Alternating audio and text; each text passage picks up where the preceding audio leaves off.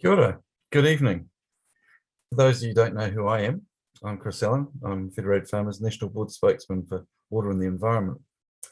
So tonight we're going to learn about some new acronyms under the National Environmental Standard for drinking water.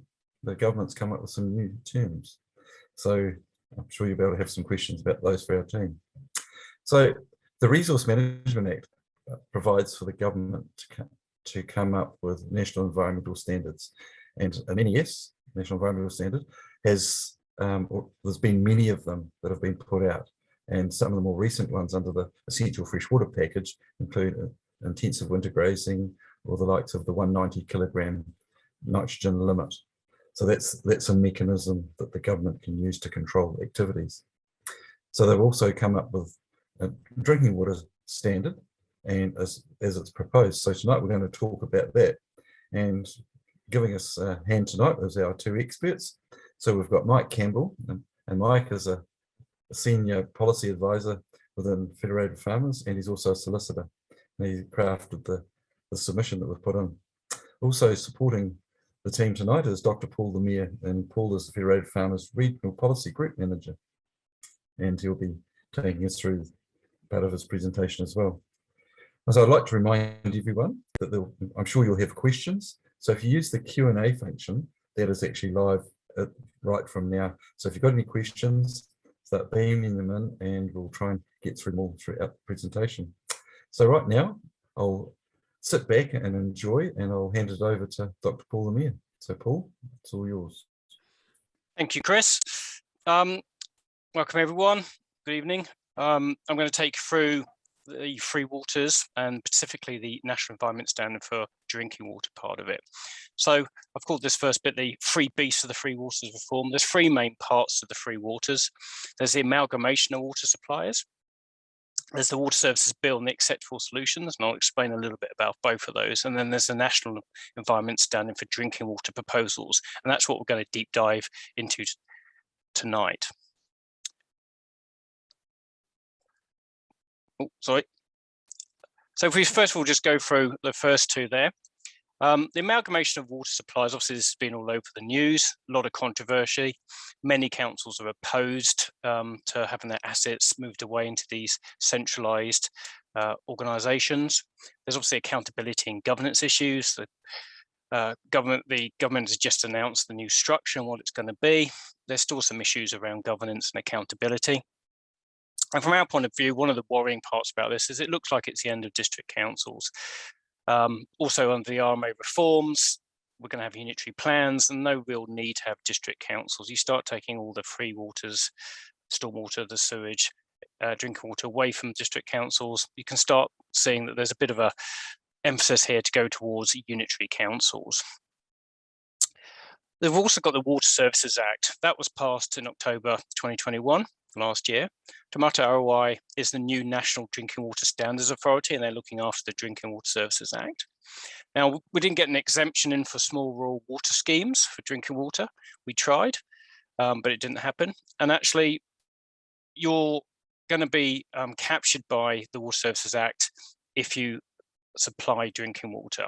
And basically that applies to all supplies except self-supplies. And we're going to go through some of that detail tonight as well.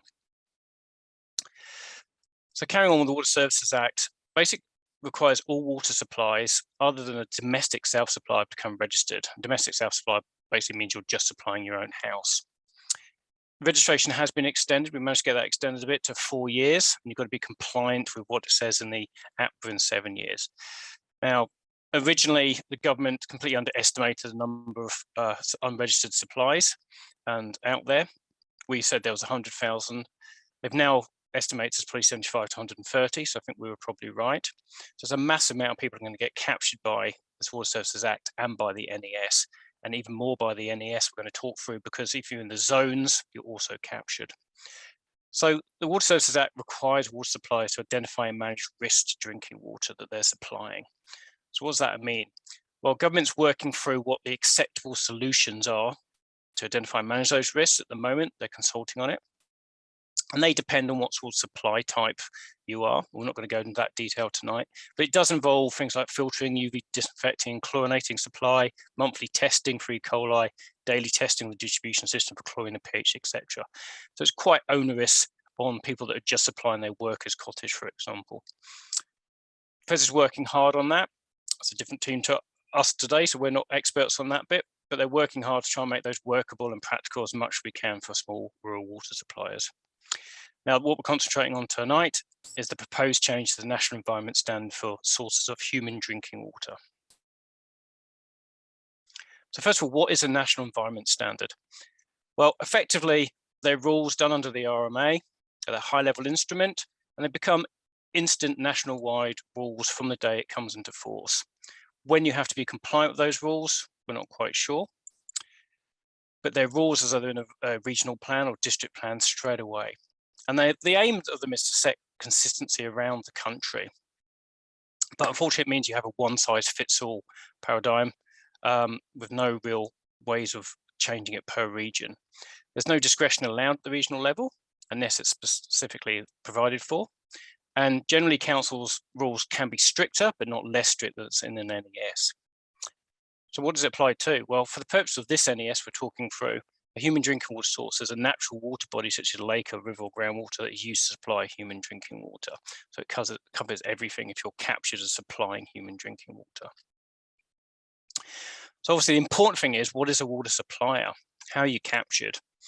Basically, you're a water supplier and you have to comply with what we're talking about today, or prove that you do, if you're supplying human drinking water or the water you're supplying is likely to be used for drinking, for any one of these sort of reasons. So to worker accommodation, to a wall shed or pack house, if that has a kitchen tap and is likely to be used for drinking water, to rental cottages or rental houses, unless they're self-contained, to neighbours' houses or local schools or halls, etc. So obviously there's a lot of neighbours share water with easements or not with easements, as blocks or hived off, etc.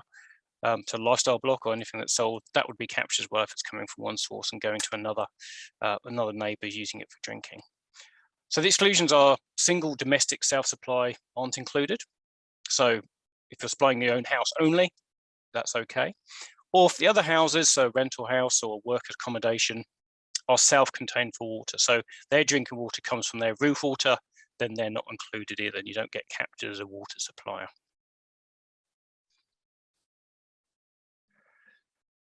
So who's affected by the NES proposals? Well, as we're going to go through it, most farmers.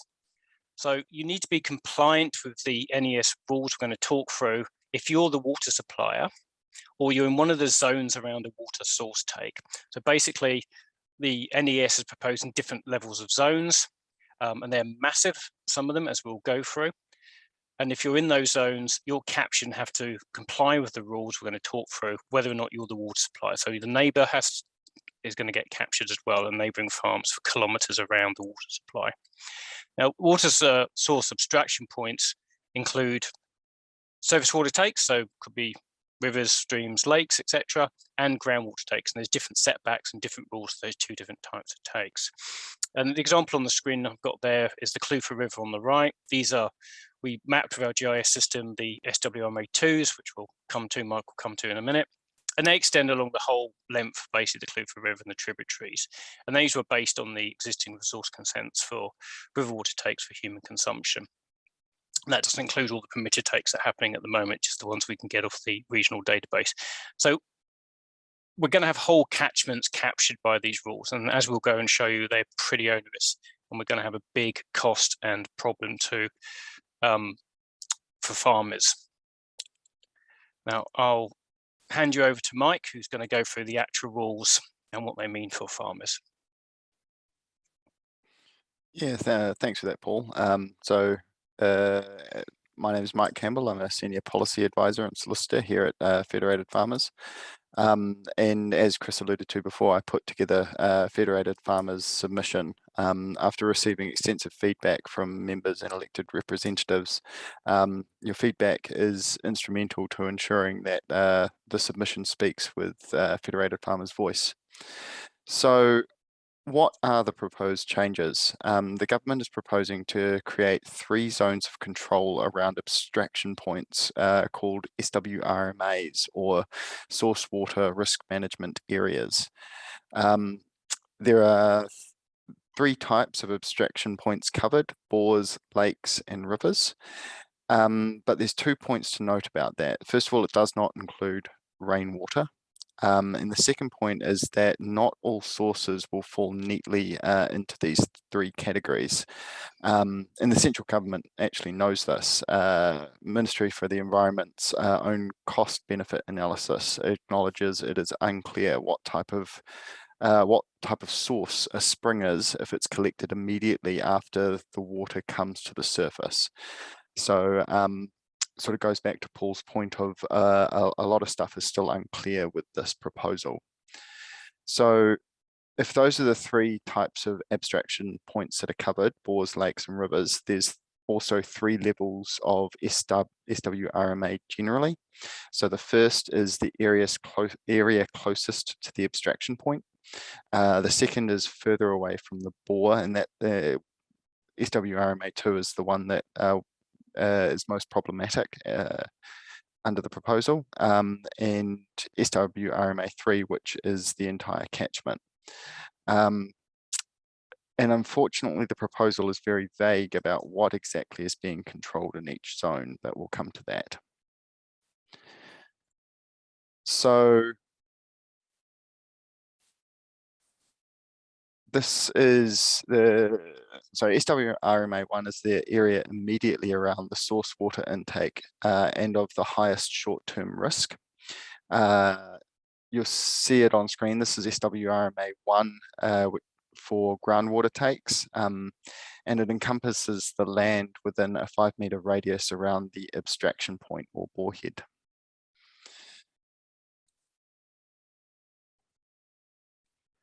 Turning to surface water takes, for rivers, it encompasses the river and its bed a kilometre upstream and 100 metres downstream of the intake, and extends 5 metres into land from the river edge. Again, that's the red area on screen. I don't have a graphic for the lake SWRMA1, but it encompasses the lake bed within a 500-metre radius of the intake and extends a 5-metre buffer from the lake edge.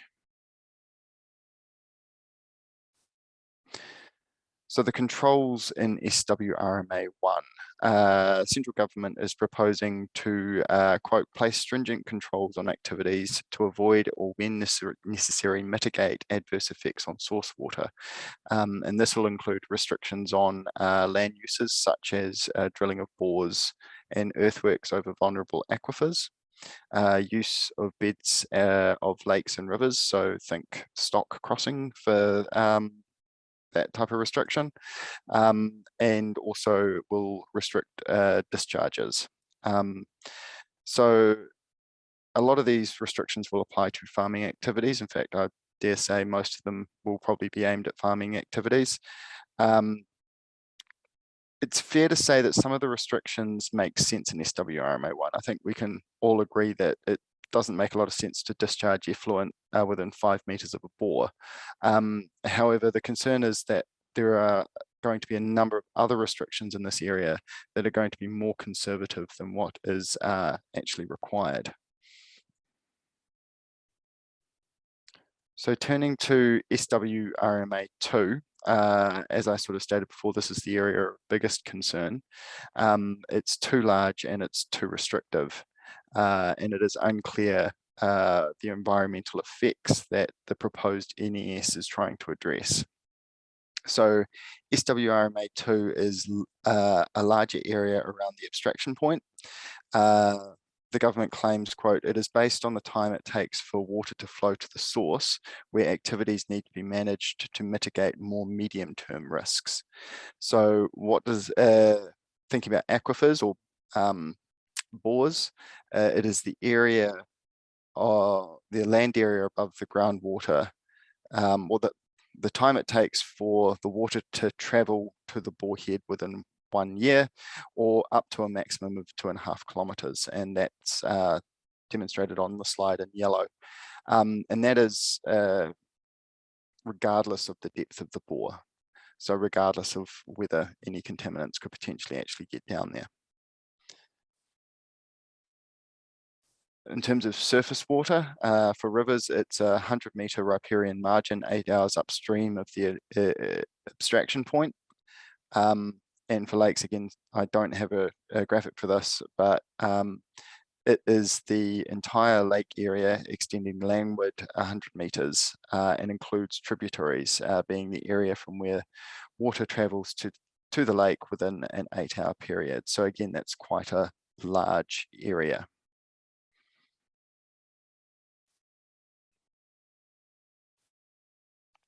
So what are the controls in SWRMA2? The proposal is to restrict, quote, the highest risk activities, which MFE defines as direct discharges to water and land disturbance over vulnerable aquifers. The proposal on exactly what is to be restricted is sketchy. However, one of the activities that is being proposed, and one that is of greatest concern to us at this point, is the restriction on applying agrochemicals. So to put this in context, under this proposal, a farmer would need to obtain a resource consent to spray weeds within 100 metres of a river at any point 8 hours upstream of an abstraction point, and that's at a projected cost of $50,000 per consent. This will effectively result in blighted ground, as the cost of the consent will grossly outweigh any benefit to be derived from the land. Additionally, it will not only be the users of the water that these restrictions apply to. As Paul stated before, a farmer upstream of a neighbouring property's water abstraction point will also need to abide by these restrictions. So ultimately, it is unclear what environmental effects this SWRMA is proposed to address. Application of agrochemicals at a point 8 hours upstream of an abstraction point would be, well, the agrochemical would be undetectable at the intake, let alone having any discernible environmental effect.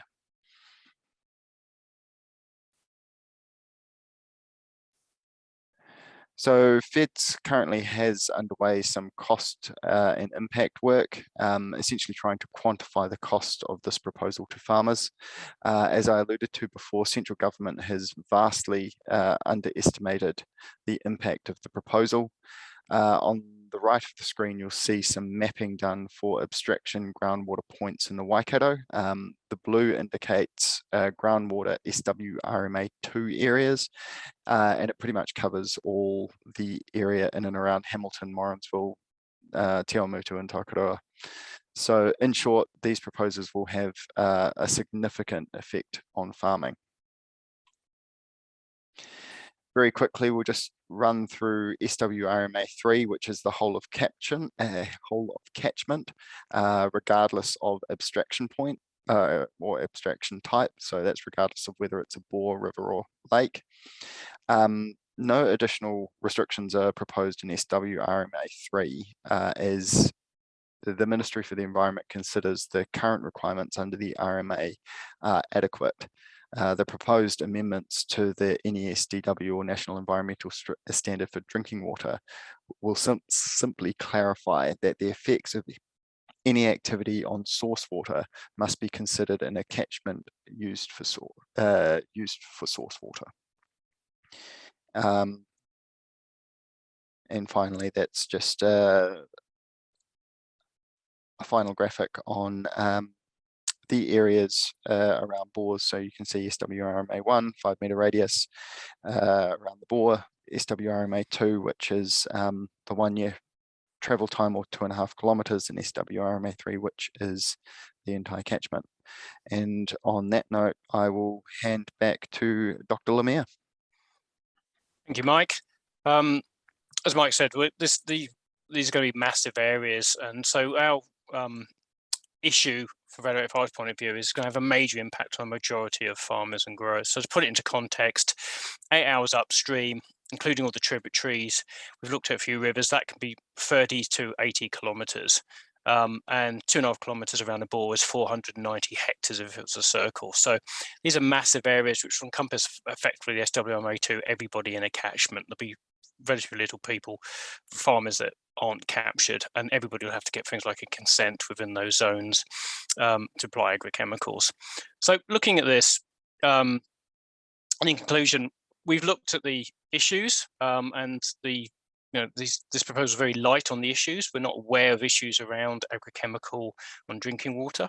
Obviously, a lot of this comes from Havelock North, etc., but that was an agrochemical issue. And we strongly believe these proposals are draconian. They're very strict. They're very onerous. They duplicate existing regulations. We have a lot of regulations within regional plans anyway around setbacks from waterways for spraying. We have codes of practice around using sprays, etc. So they're just not needed. We're doing a lot of work at the moment. So we did the submission, obviously, when this came out. We had relatively little time to do the submission, and it was quite hard to do due to the vagueness of the proposals. We're trying to raise awareness. This webinar is part of that. We're analysing the impact, so we've got a very good GIS mapping facility within Fed, so we can actually start analysing and quantifying the impact and showing the Minister and the Ministry that actually this is going to impact a lot more people in a lot of area than they propose. And we're having meetings with the Ministry and the Minister to go through this. So hopefully we can get some common sense to prevail. That's all from us on the slideshow. We'll move on now to the Q&A and hopefully answer some questions. Over to you, Chris. Thank you very much, gentlemen, for presenting that. That's great. And it's good to know that Federated Farmers support secure and safe drinking water. It's just, where does this national environmental standard sit? So my first question actually is to you, is this actually a law or regulation now, or is it still in this, or do regional councils have to give any effect to it, or is it just a proposal? So I'll go to you, Mike or Paul, either. Yeah, look, I'll just jump in there and say, no, it's not in effect yet. There is currently a national environmental standard for drinking water, but it is very light. And one of the issues that the ministry identified is that it's often overlooked in resource consenting processes. So one of the justifications for these changes to the standard is that it will essentially force regional councils to do more. Okay, thanks for that, Mike. Okay, so I've got a list of questions here that are popping up on the screen. So the figure of 34,000 is bandied about as the number of Kiwis afflicted by poor quality drinking water annually. I understand this figure comes from 2008 and includes food poisoning cases. Can someone confirm whether this is a fact or fiction? I'll go to Paul on this one. Yeah, that is the number bandied around. My understanding is it does come from 2008, a report that was done then, and they've picked the upper. So it was something like 10,000 or 5,000 to 34,000 was the estimate of people that were affected by poor drinking quality. I understand it did include food poisoning cases as well. And the government, conveniently, you might say, has picked the upper number on that and put it as fact, whereas it's just a modelled estimate, effectively. As I say, particularly around pesticides, we don't see the evidence of why we need this sort of rules around the pesticide issues. Okay, thanks, guys. If water does not originate on our land, but the pipes supply the neighbours across our land with an easement, who is the supplier? Or is there any obligation on the landowner that just has the easement? Do you want to try this one, Mike? Thanks. Yeah, great question. Unfortunately, there's no straightforward answer, and the complicating issue here is that what we're talking about tonight is the National Environmental Standard for Drinking Water, which is part of the Three Waters Reform. However, it's the Three Waters Reform that question really touches on. Off the top of my head, I don't think that that person, or if you had an easement that allowed you to transfer water over your property, but you neither had the source nor the end point or had any control over the infrastructure, I don't believe that would make you a water supplier, but I would need to look into that further. So just sort of expanding on that, is there any way that you can opt out of any of these regulations, proposed regulations, as a landowner? Or Unfortunately not. There's what the Water Services Act, and again, I'm not an expert in the Water Services Act, but the Water Services Act essentially creates a regime that's very similar to the health and safety regime, only in respect of water. And you can't contract out of the Health and Safety at Work Act, and I understand you can't contract out of the Water Services Act. so just on a slightly more technical question, under the Resource Management Act, there's strict liability where there's no mitigating circumstances. Under a national environmental standard, is it the normal criminal law apply, or with strict liability, or is there a diminished amount of obligation? It's under the RMA, so it's exactly the same as the RMA effectively. Yeah. It's a statute of the RMA, so it's the same as a regional plan. Yeah, So you could end up with a criminal conviction and up to 2 years in jail and up to $200,000 or $300,000 fine potentially. It's important to bear in mind though that there's sort of two enforcement arms of the Resource Management Act. One's civil and one's criminal. The civil aspect is typically your abatement notices and your enforcement orders, which you can go to the Environment Court to get. Both are enforcement mechanisms under the Resource Management Act. But yes, to answer your question directly, if there are criminal provisions under the Resource Management Act that you could get charged with for not complying with this NES. I'm just having problems with my mouse at the moment. Sorry, so I'm going to have to use my touchscreen. We have water captured off the woolshed and it's pumped to the tanks on farmhouse for a worker and another house for the tenants. Are we water suppliers? I think you almost answered that question in the PowerPoint. Is that right, Mike? So rainwater is not captured by the NES drinking water. However, the Water Services Act would still apply in that situation. So the supply of rainwater to cottages and other sort of houses where you ought to reasonably be able to know that it will be consumed as drinking water will mean that you are a drinking water supply. I'm having problems with my screen, so I'm going to have to get one of you guys to follow on with the question. Sorry. You go, Paul. Okay. So will the PowerPoint slides presentation be available? I'll answer yes. we can make them available. That's not a problem. We'll have to check with our team how we can make them available, but I think we can view this afterwards so we can put it on the same web page. Another question is, surely no agrochemicals within a river boundaries contradictory to the goal of riparian planting? Yeah, yes. Absolutely. And that's going to be the big problem. So it's not clear, Mike and I have discussed it a number of times. We don't know what sort of consent. It's discretionary consent, presumably, for the amount of money they're proposing, $50,000. There'll be conditions within that consent, or they can turn that consent down. It might not be allowed to spray, or only spray in certain times or certain buffer distances. But yes, it's going to be very costly, if not impossible, to actually control gorse, blackberry, etc. along the river boundary. So this is going to lead to a perverse outcome of actually having weeds and worse water quality problem from some points of view.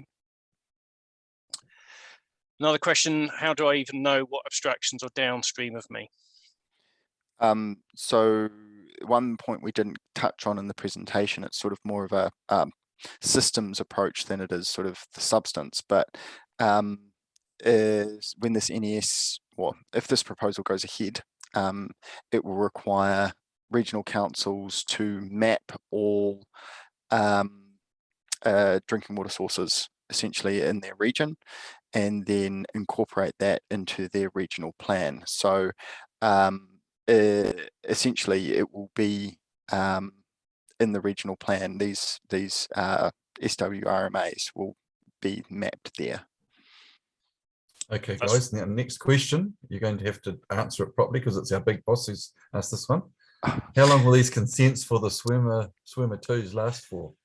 And do I need a consent for the spray blackberry along my river boundary fence so that the fence doesn't get overgrown and the cows escape into the river? I'm assuming that I will also get fined for that. So Yes. you've got one chance to get this one right, Jane. Well, we don't know how long the consents last for because it's vague. As I say, we only actually picked up from one of the cost-benefit analysis some of the specifics around agrochemicals, because most of the time they're just talking about controlling high-risk activities. So you will have to apply for consent. Discretionary consent might only be 10 years. And you will need it to spray because they're saying agrochemicals within that zone. So along the river boundaries, you will need to get a consent to spray. And if you don't, yep, you could then be pinged on letting you under the NES on the stock exclusion regs for getting cows into water. And that's going to be the problem with they want to encourage riparian planting and management, but this goes sort of against that ethos. So not very clever. Yep. Okay, thank you. Now we've got another one here. It's talking about predator control and the likes of 1080, which farmers won't be using, but there's other organisations that will. So the likes of 1080 that would, or other predator control chemicals, that would be something that would require a resource consent if you're in a swimmer too. Mike?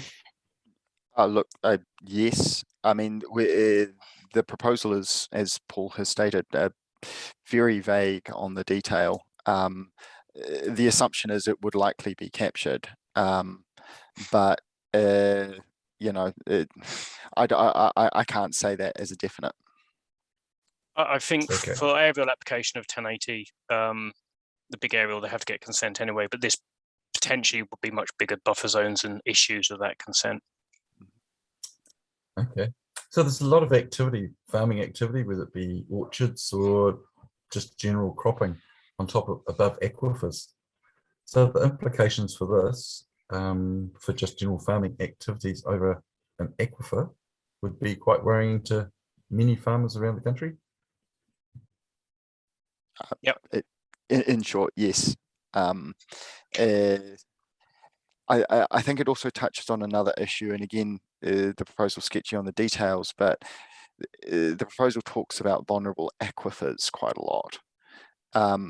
But how do you know that an aquifer is vulnerable before it becomes vulnerable? Like, what's the work that's going to go into the background to make sure that the appropriate controls are in place?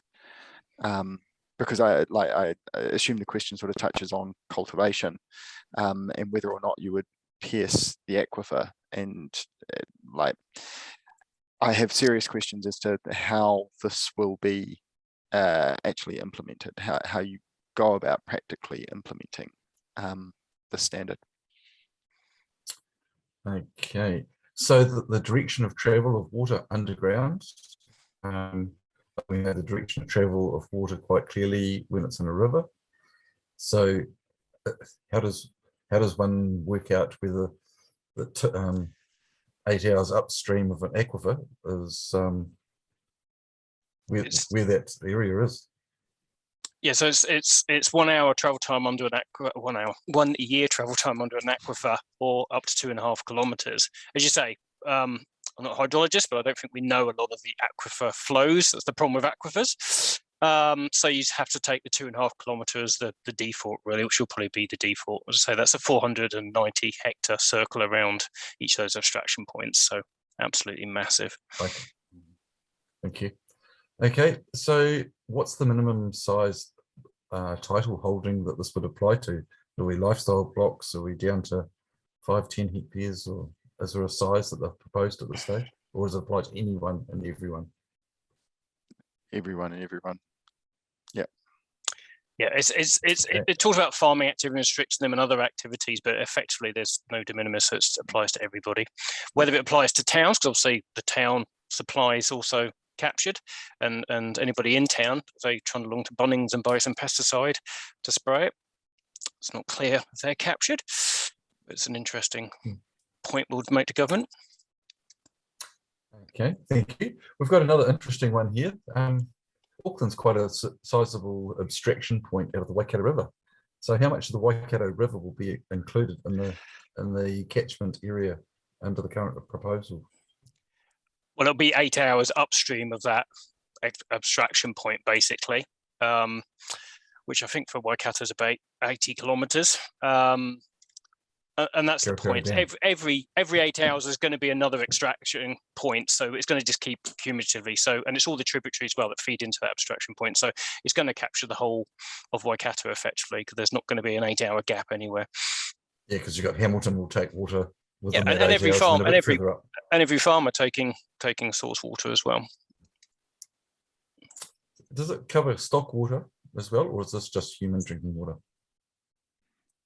Yeah, just human drinking water. So it'll apply to drinking water supplies that are registered under the Water Services Act, and you only need to be registered if you are supplying water for human consumption. Okay, thanks, Mike. Our stock water scheme intake is on a private farm. Why should they want to let that continue? Could it mean many schemes like this are likely to be stopped? Yes, I mean, one of the first outcomes that's going to happen is people are going to stop because it's going to be so onerous under the Water Services Act of the cost and the bureaucracy. So they're going to stop supplying other people, I think, and let them, if they can, and let them rely on rainwater or other things. So it's just going to be very onerous on people that are suppliers. So as an example, I'm sort of thinking of where a farm has got a small creek on it. There's a water up and amongst some bush. There's an alkaline pipe goes down and the water goes one way, it goes to supply the farm and the people living on that, and the other way it goes to supply a dock huts or a dock camping ground. Who's the water supplier? Okay, Mike.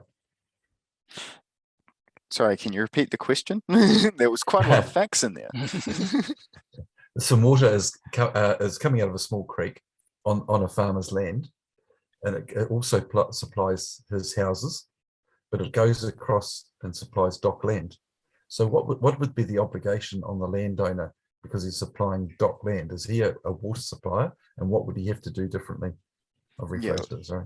Look, I mean, he is a water supplier, or the farmer is a water supplier, I should say. Assuming that he has, or she owns the infrastructure or has effective control over the infrastructure. Yep, and if it's used on the dock land for drinking water or on his land beyond his own house. So that the farmer, though, on that stage, what has he got to guarantee that water is up to the standard to drink when it gets to that camping ground or his houses? Is that correct? Yes, he's got to basically make sure it has by going through those. What's going to come through is the acceptable solutions within the Water Services Act in terms of testing and risk management, chlorinating and how standing operating procedures and cleaning out the kit and everything. And that's the problem. It's as though engineers have looked at something that's built for Wellington or Hamilton and just tried to downsize it to farmers and said, well, that'll be fine. It's totally over-engineered. So within this program, is the requirement for testing, water testing, or is that another bit of legislation that would trigger that? That's the Water Services Act, so not the NES. That's the Water Services Act as a supplier. The obligations on the supplier as a water supplier for drinking water to do the testing and make sure it's fit for purpose. Thank you for clarifying that. Do you think that tank water off our roof will next be in line to be registered? You can answer that one if you like. I wish I knew. But maybe. Yeah, can't rule it out. Let's not go that place if we can possibly help it. With unitary matter raising, it's ugly hit. Who will manage the registration of the farms? Who will audit? Is this a way of setting the new industry for university graduates to become a regulatory body with no practical experience? So under the Water Services Act, you're going to have to register with the Water Services within those 4 years and then be compliant within 7. So presumably they will then pass that on to the regional councils when they're doing the, as Mike said before, the zoning and etc. under the NES. So this could be about 130, 140,000 Yep. people registering. Okay. Or- Okay. Yes, about the PowerPoint. If your woolshed captures rainwater, that's the supplier, or can you stay inviting friends around for a cup of tea at the shearing time? That question, we have covered that because it's captured rainwater. But however, there's a good question. You've got a woolshed on your property and the shearers come in occasionally. You're supplying water that's drinking water. What's your obligation under the NES? Under the NES, no obligations, because the NES is talking about restrictions to land. But in terms of the Water Services Act, I don't think you can get creative and just say you're inviting some friends around for a cup of tea and get them to do your shearing at the same time. But if you are supplying water to a woolshed, my understanding is you are a water supplier. Okay, well, that's a good point to know. We need all the support from all our farmer members to help sort that one out and put pressure on government to come to their senses. Most people in town I talk to have no idea this is happening. What will it cost? Have you got a rough idea of what some of the obligations or what some of the costings we've been looking at, or what you've seen in the cost benefit analysis? Well, the main one they cost out in the cost benefit analysis for farming is the agrochemical application, basically, which they're saying is a 40 to 60,000 consent fee. And look, while the documentation says a couple percent of New Zealand's going to be captured by this, it's obviously clearly going to be way more. It's going to be the majority of farmed areas.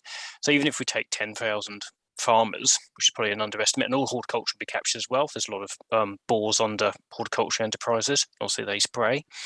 10,000 by farmers having to pay 50,000 each is $500 million. So it's a eye-watering amount of money for doing something that's probably not needed and is controlled anyway. Brilliant. $500 million, that is not bad, is it? A good way to make a living. That's a conservative estimate, I think. Someone's going to be making a lot of money. Yeah. Several neighbours have the right to draw water from my bore. If the changes go through, it changes significantly from the circumstances of the right to draw. Therefore, do I have the right to supply? I is going to assume the question is sort of aimed at whether or not you have the right to withdraw supply.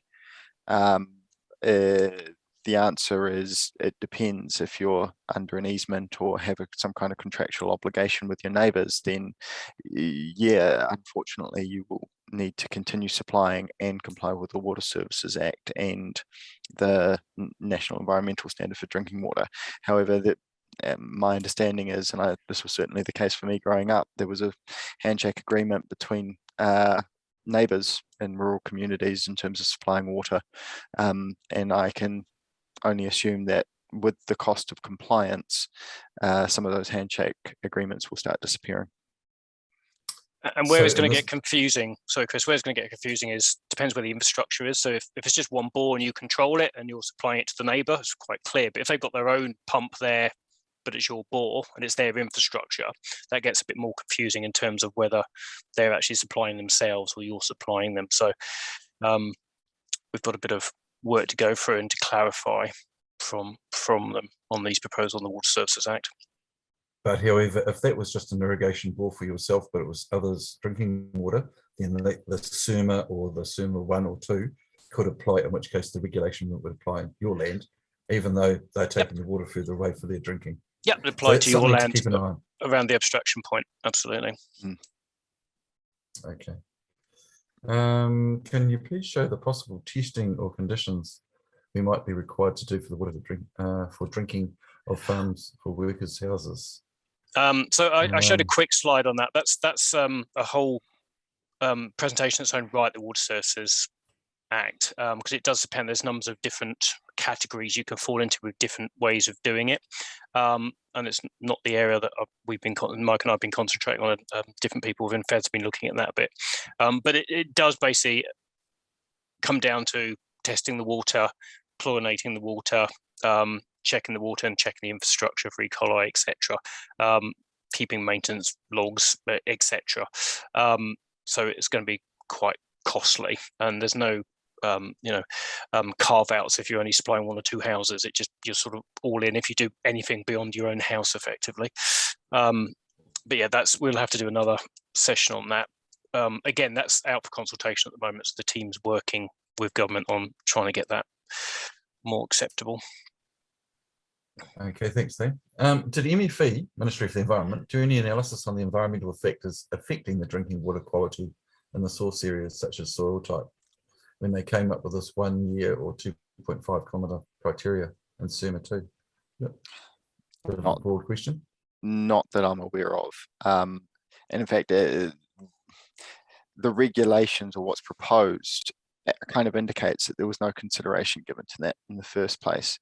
I mean, all you got to do is look at environmental conditions around, like the actual environment around a source water take, to realize that a blanket restriction 8 hours upstream is not going to be fit for purpose. I mean, your width of your river is going to dictate how much water is there and how much pollutants are going to get, or contaminants are going to get diluted. And so I don't have a lot of confidence that there has been much analysis that's gone into this. Okay, so just a point of clarification around the National Environmental Standard. They override all other drinking water standards or other aspects that are in the drinking water stuff. I just wonder if you guys could sort of clarify what the hierarchy is. So yeah, it is a complex mosaic of regulation, unfortunately. But when we talk about environmental standards or national environmental standards under the RMA, we're talking about controls on activities in the environment. Now that's distinct from standards in terms of the standard expected of drinking water, for sake of example, which I understand Taumata Arawai is consulting or just finished consulting on. Paul, you might be able to correct me. Yeah, so absolutely. So think of these rules effectively as new regional rules at a national level, and they will override the regional rules.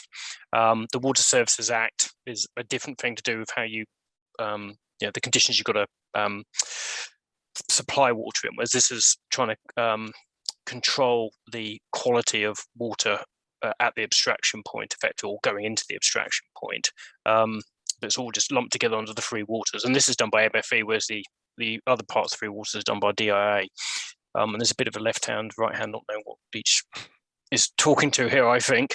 But yeah, the NES think of as just a new set of regional rules, stricter regional rules around these things if it comes in. So is there any way, you've got this national regulation, can you apply for a consent to say that you can't comply with it and do something, or basically this is the national bottom line, there is no exemptions? No, so that it won't be absolute rules. It's not a prohibition. It just means that if you want to undertake certain activities, you will need to get a resource consent. There may be some prohibitions in there. We don't know. There's not enough detail. But my understanding is you will be able to still undertake the activity, but apply for the consent. But the issue is the consent will be cost prohibitive. Yeah, and we don't know the conditions. Yep. Okay. Is anyone exempt from these rules, like government agencies, or is it just private landowners that this all applies to? No, no one is exempt from what we can see. But again, they're so vague, and the examples they give around farming and land use, they don't. But effectively, towns, those zones would include the town 8 hours upstream of an extraction, etc. So. Yeah, the towns are going to be included as well. Now, what's prohibited within the towns and other things, just not clear at the moment. But okay. Conceptually, I guess you could end up with a town where if you're wanting to apply some I don't know, agrochemicals to your garden or something like that, you'd need to get a resource consent for. Okay. Oh, right. That's an interesting one. If you've spraying in your garden, and that happens to be drinking water, that would require resource consent as well. Yeah, Mike right. I'll just add, Mike and I have got a meeting with MFE soon, and we will be asking a lot of these questions to try and get some clarification. Good luck with that, team. We supply 16 local farms, private company, and a registered agricultural water supplier, predominantly stock water, but can supply up to 25% domestic water. Does this mean we come under this? Can we deregister and remove all the domestic connections? Yeah, you'll definitely come under the Water Services Act. Doesn't matter if it's tankered off, I don't think. But yes, if you don't do any drinking water and just supply stock water, as long as you know that it's not going to be used for drinking water, then you wouldn't come under either effectively. But I'm not sure if you'd get away with that. Okay.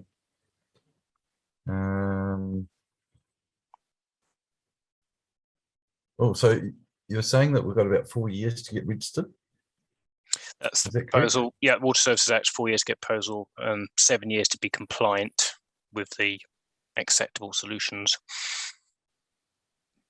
Is my understanding. Okay. But that's different to the Right. NES and these rules under the NES, and we don't know at the moment when people need to be compliant with it. NES, they haven't. I don't think, Mike, they put a timeline on, did they? No, not for these proposed changes. Okay. So another question here. Freshwater regs say that I imagine that stock could cross river twice per month, and these rules override this. It's not a matter of overriding, it's more of a matter of co-compliance. So if, for sake of example, and again, we're light on the detail, but we're assuming that there will be something in this NES that restricts stock crossing, it will be a matter of having to comply with both the National Environmental Standard for Drinking Water and the stock exclusion regulations. Assuming that, yeah, you're within the relevant SWRMA. So that comes back to the fault. We think that these rules are not required and sort of go away. Yep. And spend your time doing something else. Yeah, they duplicate a lot of existing rules or at odds with them. Okay. Yeah, the 40 to 50, well, $40 to $60,000 consent costs. How do you think they can justify that? You've read the cost benefit, Mike. What was your conclusion? I don't know how they managed to justify it. Honestly, when I read that, I was blown away because I immediately thought about any kind of, like I sort of said in the presentation, it's going to blight the ground. Paul. Yep. So, well, they basically break it down into 10 to 30,000 for the consent fees and council processing fees, etc., and then 30,000 for the environmental impact assessment you'll have to do getting consultants in as part of the consent, and that's their costings. Now, to be honest with you, for a discretionary consent, that could well be in the ballpark. They can cost, the consultant will easily cost 30,000. It depends what they need you to do, what you've got to go and get clarity on what impact you're going to have on the waterways, which is going to be really hard to do, to be honest with you. Yep. Okay. I totally agree. Hey, so Federated Farmers, what are we doing about it? Are we just writing submissions and going to go along with this, or how hard are we pushing back on this? Absolutely not going along with it, Chris. We're going to push back very hard. As I said to Mike the other day, this is one of, we deal with hundreds of these things. There's just no need for this. I just can't see the case they've put forward to need this NES at all. It's one of the few ones you read it and think, where's your proof? Where's the where's the problem? It's very much smacks of a solution that's trying to find a problem. So we're going to push back very, very hard. say we're doing the GIS work to actually get some figures out there we can publicise rather than what they've done. And we're meeting with the minister in a few weeks. Kiri Allen's the minister, Associate Minister for the Environment, that's names against this, and the ministry to get some clarity and push forward on why it's needed. I think it's really good. Hey, so what I'm going to wrap it up there, but thank the two of you for presenting it. You're all over it. I've been involved in part of the submission as well, and that I totally concur with what the two experts are saying, that it is just not needed. We've got new freshwater planning processes going up around the country. There's Te Mano, Tawai, there's a whole suite of things, and this is just an absolute double up. And when you start looking at those costs, it's horrendous. So if there was one take-home message from each of you two tonight, what would it be for our members, just so that they can stay engaged in this process as we watch it hopefully fizzle out to nothing? I'll start with you, Paul. Have you got a take-home message you'd like? I think talk to your neighbours. Tell them what Feds is doing. Obviously, we need more members, but spread the word about the impact, because this does affect everybody. There's a question there around, does everybody in Canterville need it? Well, if it's a 2.5 kilometre radius around each bore and you're doing drinking water off it as a water supplier, then yes, the whole catchments are going to be captured. So this is big. Every farm is going to be captured by this. So we need to spread the word and start to get some pushback and get people asking questions of the government. Okay, and thanks. And Mike, have you got anything? Yeah, look, I mean, I look at things through a more technical sort of legal lens. But I see this proposed change as a sledgehammer to crack a nut. It's hard to understand what the environmental effects these changes are seeking to address, and that these changes simply represent more unnecessary regulation that will sting farmers the worst. And good. And I'll just sum it up by saying, thanks, team. But when we do put out surveys and we ask for what the situation is on your place, that actually really does form that richness of our submission. We've got the knowledge, and we know that you've got our backs as well, that we're presenting your case to advocate for you. And in many cases, some of those bureaucracy or Wellington, those regulators, they just don't understand some of the complex situations. They're trying to be oversimplified, and there's a lot of hurt and heartache when they get it wrong. So on that, I'll wrap it up tonight, and thank you very much, and thank you for your time and joining us. And I haven't got many more weeks to go, and I think this might be one of my last presentations. So on that note, I'll say good night and thank you, team. Thank you. Thank you.